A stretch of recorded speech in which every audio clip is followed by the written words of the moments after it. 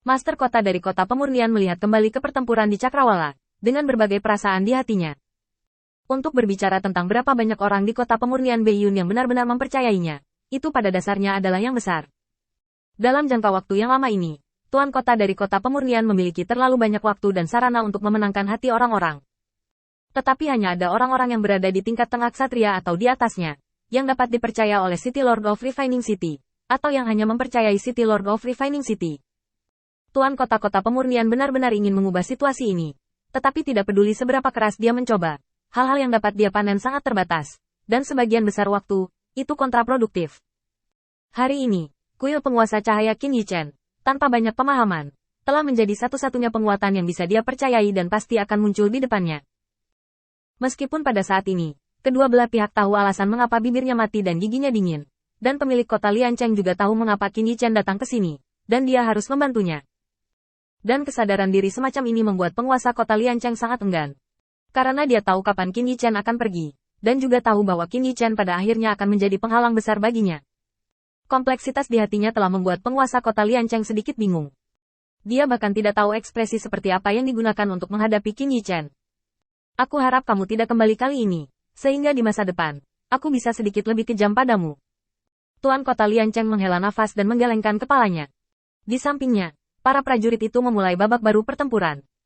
Tindakan Mahkamah Agung seperti sinyal untuk memberitahu orang-orang ini bahwa bala bantuan mereka telah tiba, dan mereka ingin menyelesaikan pertempuran lebih cepat. Perang tragis dimulai lagi pada saat ini. Tuan kota-kota pemurnian juga bergabung, menjaga tenggorokan berbagai tempat. Pertempuran ini berlangsung sepanjang sore. Meskipun kerugian orang-orang tuan kota tidak besar, mereka juga tragis. Pada malam hari, ketika penguasa kota Liancheng menghitung yang terluka, hampir 90% bawahannya terluka. Ini sudah merupakan sinyal yang sangat berbahaya, dan anak buahnya berada di ambang kehancuran setiap saat. Mahkamah Agung juga merupakan pertarungan putus asa kali ini.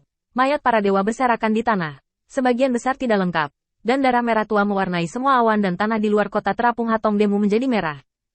Joliabet bahkan datang untuk mengawasi pertempuran itu sendiri. Tapi ini semua sia-sia dengan tidak adanya celah kekuatan yang sangat besar.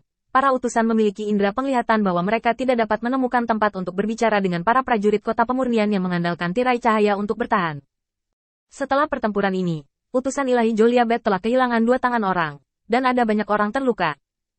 Jika bukan karena penguasa kota Liancheng membawa para elit dan menjaga poin-poin penting dan tidak mengambil tindakan, Joliabet ingin mengakhiri permainannya sendiri dan menghancurkan tempat kumuh ini. Aku akan membiarkan kalian semua bertahan untuk hari lain. Di depan orang-orang di kota pemurnian Beiyun, Joliabet mundur dengan utusan itu. Mereka mengambil mayat-mayat di tanah, hanya menyisakan bercak darah merah cerah. Jika bunga mekar telah ditambahkan ke awan dan tanah yang membosankan. Bunga.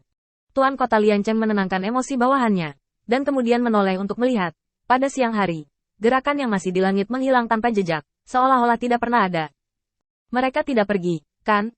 Ketika tebakan ini muncul, hati semua orang membeku untuk sementara waktu. Dan prajurit yang berbicara tidak memperhatikan sama sekali. Tidak jauh darinya, adalah penguasa kota Liancheng yang sedang berpatroli. Jangan katakan itu, mereka mungkin hanya mundur sementara. Rekan di samping prajurit itu berkata dengan cepat, terus-menerus mengedipkan mata pada utusan itu, penuh kecemasan. Situasi pertempuran hari ini sudah sangat tragis. Jika Anda mengucapkan kata-kata menyedihkan ini saat ini, bahkan jika Anda ditangkap oleh kapten, Anda harus memberikan peringatan yang keras. Sekarang lebih baik, kapten tidak menemukannya, tetapi ditemukan oleh penguasa kota-kota pemurnian. Mata prajurit itu masih memandang ke Cakrawala, berharap untuk melihat keajaiban. Adegan ini membuat semua orang tampak sedikit diam. Mereka tidak tahu apakah mereka harus menghentikan tentara sekarang, atau mereka harus bertanya kepada penguasa kota Liancheng. Bahkan hal-hal ini tidak ingin mereka pedulikan sekarang. Mereka hanya ingin mencari tahu di mana bala bantuan berada. Melihat ini, tuan kota Liancheng tidak banyak bicara, dan memilih untuk tetap diam. Dia menepuk bahu prajurit itu dan duduk di sampingnya. Jangan sentuh aku, lelah, tuan kota tuan. Prajurit itu tidak bereaksi pada awalnya, sampai saat dia menoleh, dia ketakutan dan ingin berdiri. Itu awalnya situasi di mana kedua belah pihak cemas dan bertengkar. Jika Anda ingin berada di lingkungan seperti itu, segala sesuatu yang tidak kondusif untuk situasi mereka tidak boleh muncul. Prajurit itu tahu betul bahwa dia telah membuat kesalahan besar sekarang. Saya ingin bangun dan mengaku bersalah kepada penguasa Liancheng. Tapi dia masih gagal untuk bangun. Penguasa kota Liancheng memegangi bahunya, wajahnya sedikit bermartabat. Ketenangan yang begitu mencekam berlangsung selama 8 tarikan napas penuh, dan Tuan Kota Lian Cheng tampaknya telah mengambil keputusan. Sebenarnya, kesalahan masalah ini bukan milikmu. Kamu dapat menyimpan kata-kata ini di hatimu, dan ada baiknya untuk tidak mengatakannya. Puluhan ribu tahun. Itu hampir tidak sama dengan jumlah utusan ilahi yang dibawa oleh Mahkamah Agung secara acak. Dan, jika tidak ada 40.000 orang yang dibawa oleh Lord of Light, pertempuran kita akan semakin sulit. Tentu saja saya tahu tekanan seperti apa yang Anda alami dan apa pikiran Anda. Sejujurnya, jika saya tidak dalam posisi ini, mungkin akan menjadi keputusan yang masuk akal bagi saya untuk melarikan diri dan bergabung dengan Mahkamah Agung. Setelah mengucapkan kata-kata ini, Tuan Kota Lian Cheng menundukkan kepalanya, dan dari desahan panjang itu, dia sepenuhnya menggambarkan ketidakberdayaan di dalam hatinya. Dalam lingkungan seperti itu, pada dasarnya sulit untuk bersaing dengan Mahkamah Agung. Dia tahu ketidakberdayaan bawahannya, tetapi dia tidak punya jalan keluar. Sekelompok tentara tanpa sadar duduk di samping penguasa kota Lian Cheng. Di medan perang tanpa harapan ini, sepertinya duduk di sini akan memberi mereka kenyamanan terdalam di hati mereka. Tuan Kota Lian Cheng tiba-tiba mengangkat kepalanya dan melihat ke langit. Saya tahu bahwa Anda sudah sangat baik.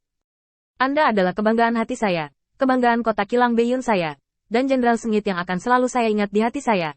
Kesempatan menang, hasil tidak kalah penting dari proses. Setidaknya kita telah berusaha keras bersama, untuk mengubah dunia yang cacat di negeri dongeng ini. Untuk ini, berusahalah. Dan Anda akan baik-baik saja. Kami telah berjuang bersama, dan itulah akhir terbaik.